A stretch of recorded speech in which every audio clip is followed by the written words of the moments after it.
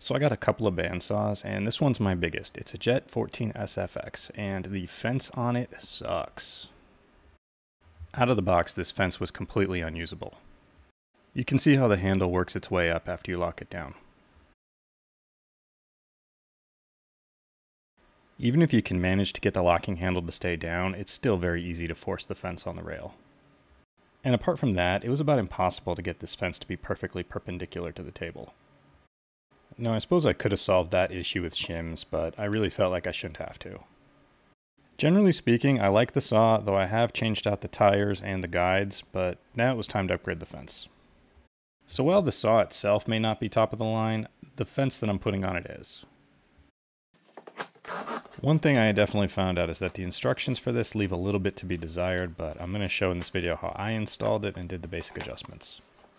The actual install only took about an hour, but then I spent a few more getting the saw dialed in and everything tuned. The first thing that I had to do was remove the old fence from the saw. It is easiest to install this on a Laguna saw because it's already got tapped holes, but on a saw like this, it's really not that hard, and this fence fits on many different models. Ideally, you'd want to install this on a saw where the blade comes out on the side like this rather than in the front, but there is a procedure in the instructions to show you how to do it if your blade does come out in the front. So my first installation step is to mount these two brackets onto the cast iron table. And on a Laguna 14BX that this fence was made for, there's threaded holes here already. But as you can see, I don't have those on the Jet, so I'm going to have to drill them.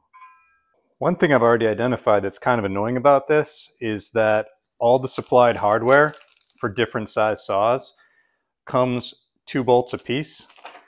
For the Jet, you're supposed to use M10s. But with 2 separate pieces to that bracket, I need at least 3 bolts. Now I guess I could use some of the smaller ones mixed in with the big one, but I don't really want to have separate wrenches to take this off if I ever need to. So I just went and bought another set of M10 hardware. I feel like for the price, Laguna could have thrown in a few more bolts. Anyway, I marked out the spots on the cast iron table where I'd have to drill the holes. I used the Sharpie to kind of darken everything up so I could see my scratch lines better.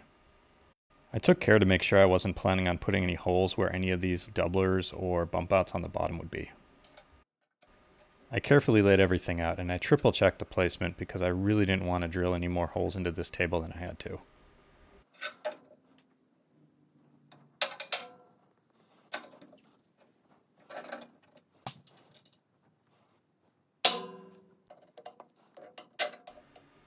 I needed about a 7/16 inch hole for the M10 bolts that I'm going to be using, and I started off by drilling a 1/8 inch pilot. When drilling larger holes in metal, it really makes it easier if you start off with a small pilot.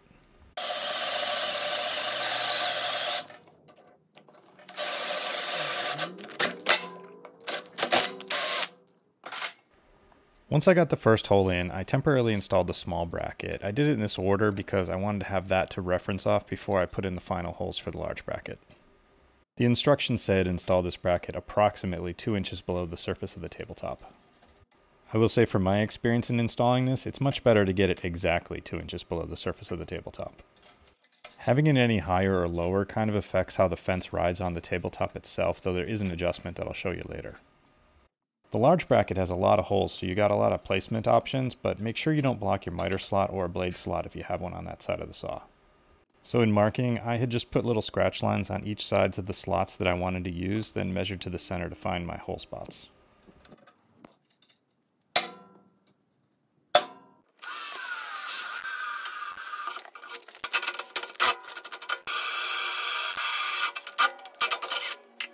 This bracket's not huge, but it's big enough that having a second set of hands would be nice, but clamps work too.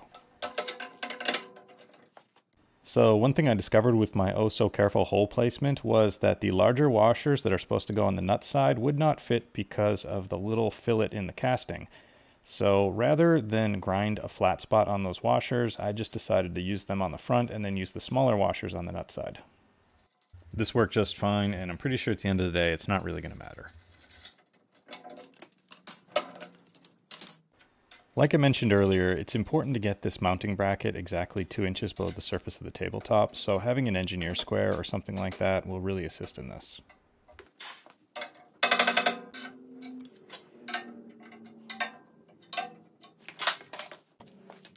The instructions have you attach the little knob that goes on the adjustment wheel at this point in the installation, though I don't really know why this couldn't wait till later on. So one kind of neat thing about this is the ruler can be metric or imperial. It just slides in there, and this little post keeps it in. Next, I'm going to assemble the reference stop by taking this bushing, putting it onto this bolt, and putting on this square nut. Again, why this is like step 3, I don't know. Then that slides on here.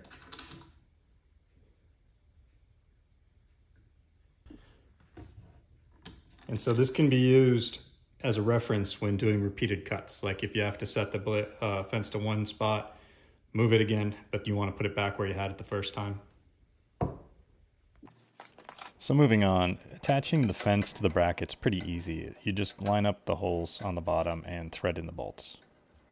So when I initially installed this, I did have the end of the fence sticking out there on the right far past the edge of the table, but I went back and changed that later.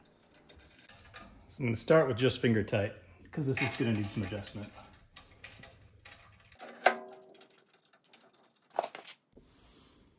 So I need to make sure that this is parallel to the table. And I already know the casting and the machining on the edge of this table isn't really all that great. So I'm going to measure from the bracket.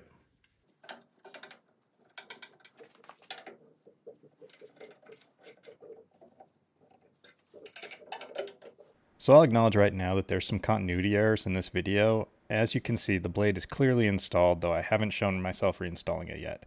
That's because after initially filming this, I slept on it and decided I wanted to redo it all.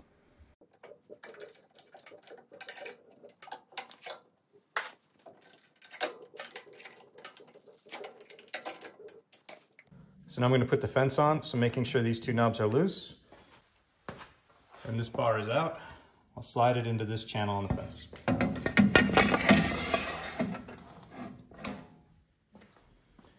Then I'll tighten those two knobs down.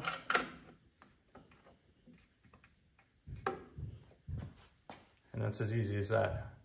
So it's kind of hard to see, but the gap here and the gap here at the end isn't quite the same. And I'd like to even that out. And to do that, there's an adjustment on the other side. This little nylon set screw will raise and lower.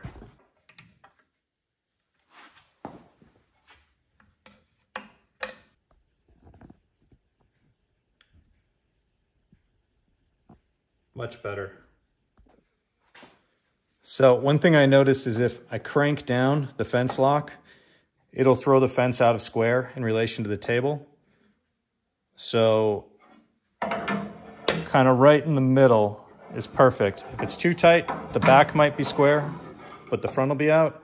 If it's not tight enough, the opposite is true, but like right in the middle, fence is square to the table, front and back. Now for my test cuts, I don't think I'm going to have a whole lot of drift to begin with, but I'm going to set the fence to be perfectly parallel to the blade, front and back. I mean to the miter slot. So to do that, I'm going to start with setting the back here just at 8 inches as an arbitrary measurement. I'll see where it's at the front, and I'm a good deal out of that. So adjust the drift.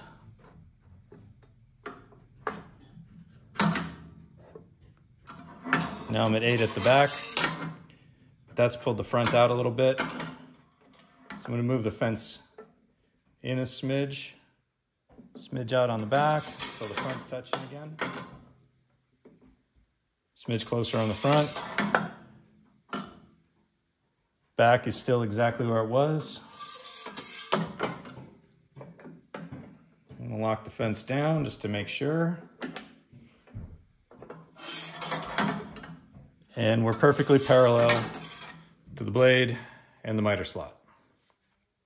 Now I'm going to adjust my ruler, and to do that I'm going to move the fence all the way to touch the blade.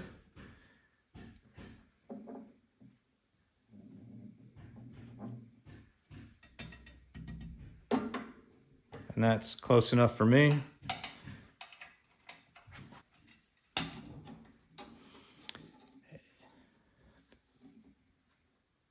Then I'll loosen these set screws. And I'm gonna just line the 0 up with the edge of this black casting.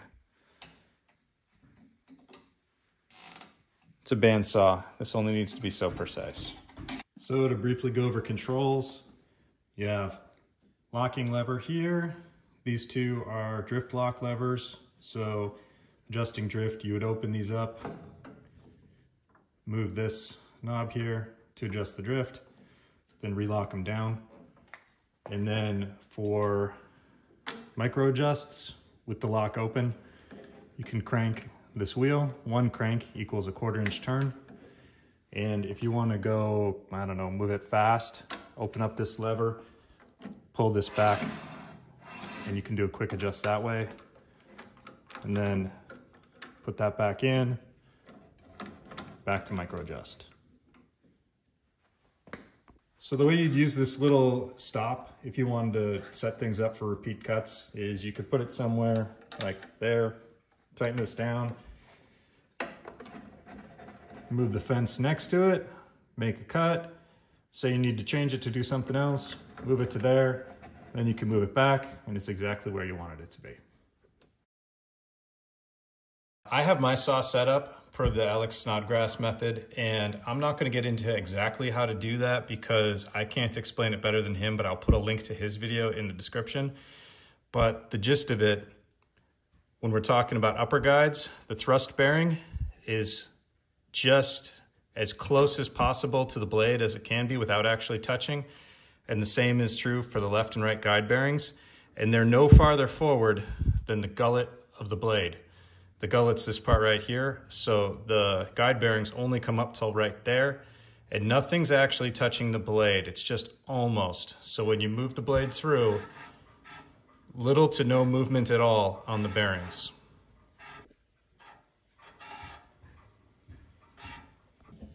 For my lower guides, same thing. Lower thrust bearing, left and right guide blocks.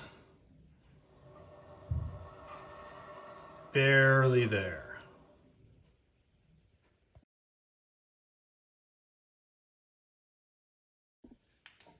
Now ideally, per the full Snodgrass method, I would have the gullet riding right at the crown of the wheel, but this particular bandsaw is only rated up to 1 inch wide blades. Right now I have a 3/4 inch wide Laguna Resaw King on it. This is not a cheap bandsaw blade, and what I found on this particular saw is if I don't ride right on the middle of the tire, the blade is not gonna last very long and it'll break. I went through several blades before I figured this out, and that's why I can't adjust totally to the Snodgrass method, but I found this part right here I can deal with. Last thing I'm gonna check is that my blade is square to the table as well, and at least over 12 inches, it is.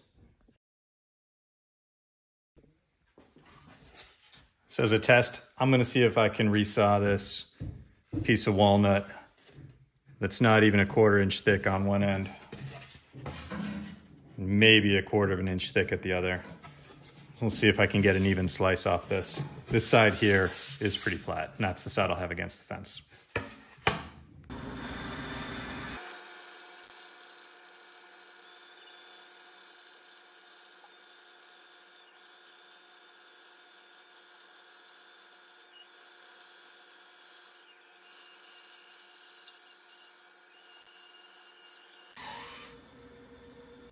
So one thing I found, pretty consistent, 4.5 millimeters on that end, 4.6 millimeters on this. But on the other side, and this was the bottom, excuse me, this was the top, 3.7, 3.2.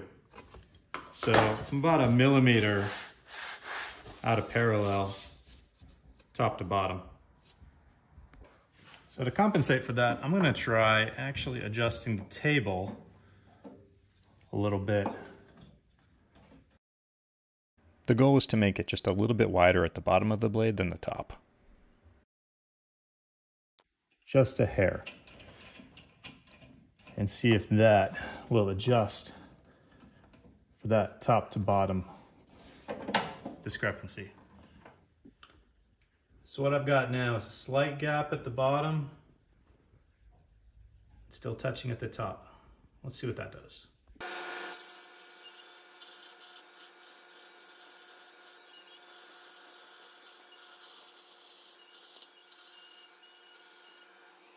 So on this test piece, and I'm gonna measure a little bit in because there was some snipe from the planer and the joiner. 5.03, 4.88, 4.87 back there, 5.0, 5.45. So I'm within 0.5 millimeter. Well, almost. Top to bottom, over almost 7 inches. That's good enough for me. So I'm actually gonna check the drift, even though I think it's probably fine. And to do that, first I'm going to set this fence into the low mode because the piece of wood I'm gonna check on is gonna be a lot thinner than what I was just resawing.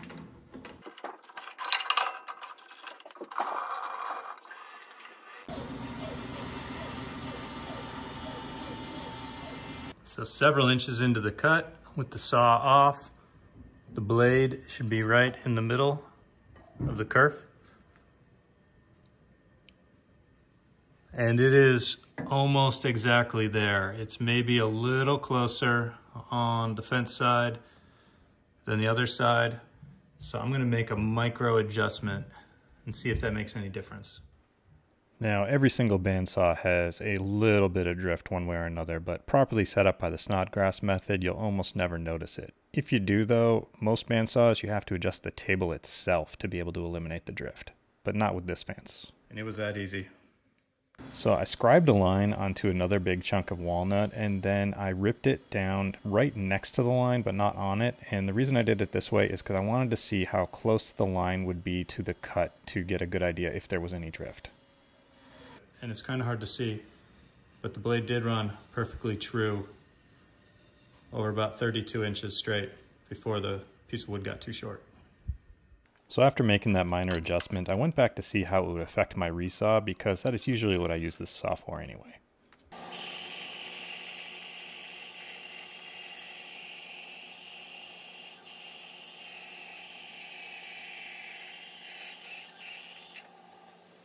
So let's see how we did.